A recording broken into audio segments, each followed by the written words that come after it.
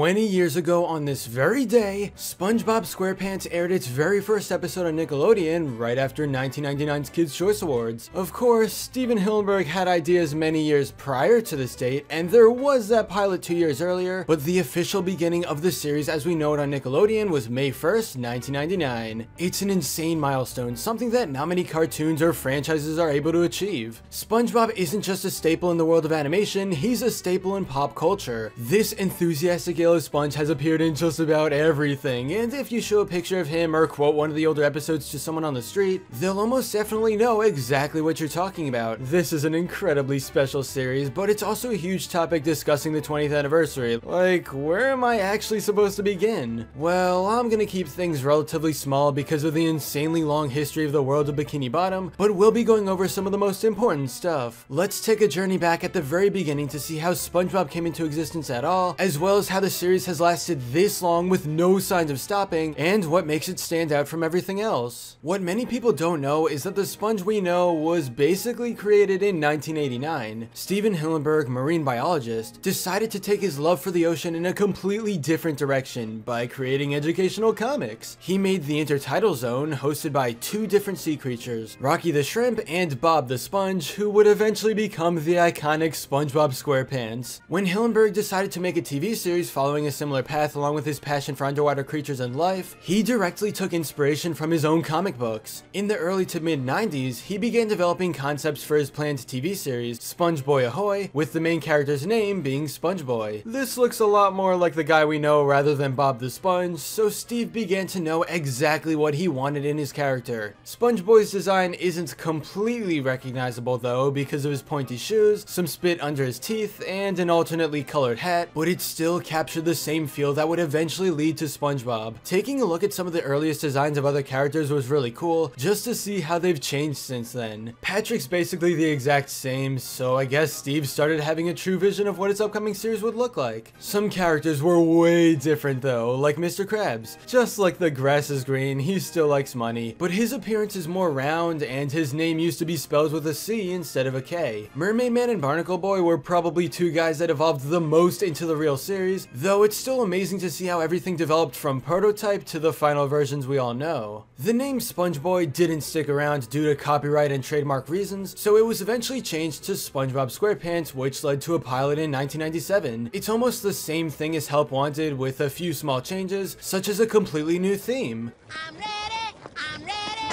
SpongeBob Squarepants.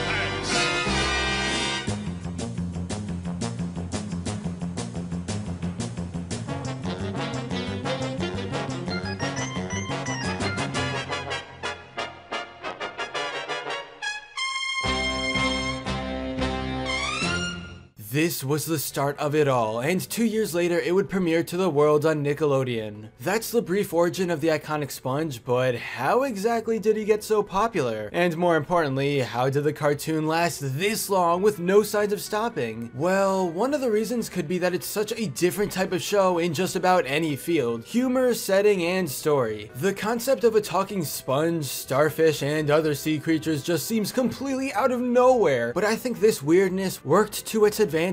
Why? Because nobody expected it, and they were pleasantly surprised when it ended up being hilarious. At its heart, SpongeBob was and always has been a comedy series meant for people to laugh and maybe learn a bit more about the ocean environment. Hillenburg wanted to share his love for the ocean with the world, while also teaching them the importance of protecting it. Another reason I think SpongeBob has become such a staple in pop culture, even until this day, is because it's so timeless. Because we're dealing with underwater creatures, there's very few pieces of technology restricting it to a certain time period. This means that even though the series aired 20 years ago, it's still the same it ever has been, just an optimistic sponge going through his daily life underwater. Of course, the quality of the series has been extremely inconsistent, but it's been getting better in recent years, and the main ideas from the first few seasons are still present in modern day. You can always go back to the older episodes and find new things to laugh at, or you can keep up with episodes premiering now and you'll still have a fun time watching. SpongeBob at its heart is a series that's never changed, which which I think is one of the key reasons people keep coming back to it. It's crazy to see just how far the character of SpongeBob SquarePants has come. Nobody expected him to be as well known as he is today, but that just goes to show how important it is for cartoons to make the viewer entertained. Obviously, there are tons of other reasons behind what makes a show great, but when you can sit down watching any SpongeBob episode and just straight up feel happy, that's when I think the task of the cartoon was accomplished. Hillenburg wanted people to enjoy the ocean, and he did that by crafting a completely unique and positive world for all ages to experience. It honestly feels terrible to know that he isn't around to see his show reach this milestone, but there's still a light at the end of the tunnel. His legacy will continue as the series goes on, and more generations of kids will be introduced to SpongeBob for the first time. They'll learn about the ocean, they'll laugh, and they'll just love spending their time in this incredibly creative animated world. SpongeBob may just be a simple cartoon, but the way it's spread across the world over the past 20 years is amazing. I don't know how much longer we'll see of this classic Nicktoon, but I bet it'll always follow the same rule it's been following ever since the very beginning: to make people happy.